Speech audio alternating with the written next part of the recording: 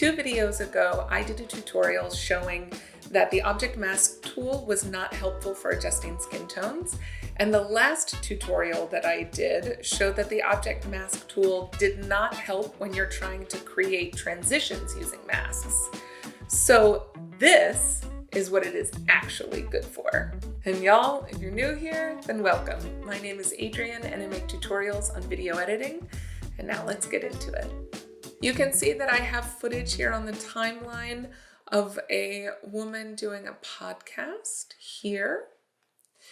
And the first thing that we are going to do is we are going to select the Object Mask tool. What we want to do is create an opacity mask. So before we do any selecting, I'm going to come over to Effect Controls and I'm going to click Opacity. That will assign this mask to opacity. I'm going to hover over the woman and you can see that she is selected. And there she is. And oh, look, it's making a suggestion that maybe I want to select that microphone as well. So I'm going to hover over that. You can see that plus sign is there. That means I will add to the mask the microphone and the bar here. Now we have the woman in the program monitor and we have her microphone, but what we don't have is any of the background anymore. So I'm going to come down to the timeline. I'm going to hold down Option and duplicate this clip and put the second one on the second track. The track on the bottom, I am now going to delete that object mask. And now you can see we've got the background. So if I make the bottom track invisible, you can see this second clip. We have the woman and the microphone. And then if I make the second track invisible, you can see we just have the track in its entirety. The next important thing to do is to track this mask. Something that is really cool about the object mask is that this middle button will track the selected mask forward and backward. So it doesn't matter where your playhead is on the timeline. I'm going to click that and watch. It does a great job really around her edges, around her hair. And now it's going backwards automatically. And it was super fast. So what I want to be able to do is put text in between these two layers. So that means I need to take this clip and I need to move it up one track. And we're going to put text here on track 2. I'm going to go down and select the text tool, come in here and click type, and then I'm going to type in the word movie because let's say they're talking about a movie.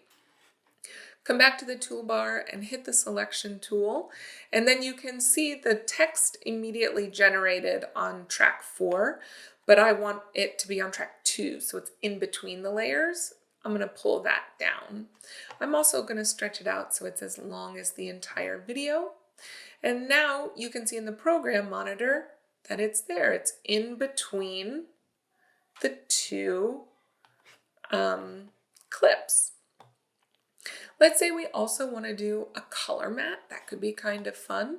So if you come up to the project panel, down to this little page, new item, you can click color mat.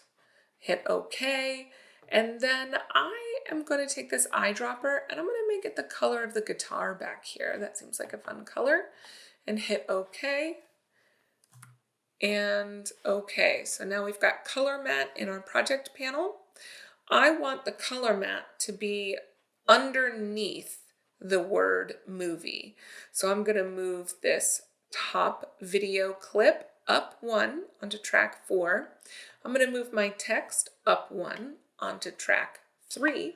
And now I'm going to drag and drop that color mat underneath and I'll stretch it out.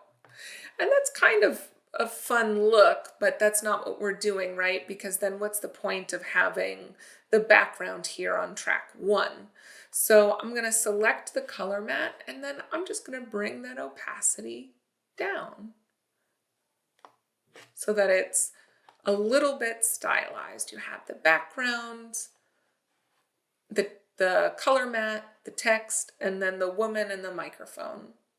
And now for a last little bit of style, I'm going to add a film impact dashboard transition. I'm going to do a text transition.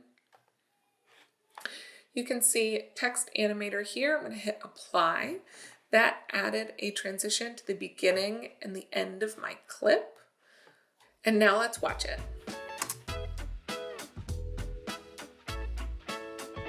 And that's it for me. It's a pretty straightforward tutorial showing you something that the object mask is objectively quite good at. It can isolate people, and then you can remove the background. You can put a new background in. You can put text in between a person and the background. You can have a lot of fun with style in that way. If you're interested in more editing tips, I have a free PDF. It's linked in the description box below. If you found this video helpful, I hope you'll give it a thumbs up. Subscribe if you'd like to see more. I'd love to see you back, and I'll see you in the next one.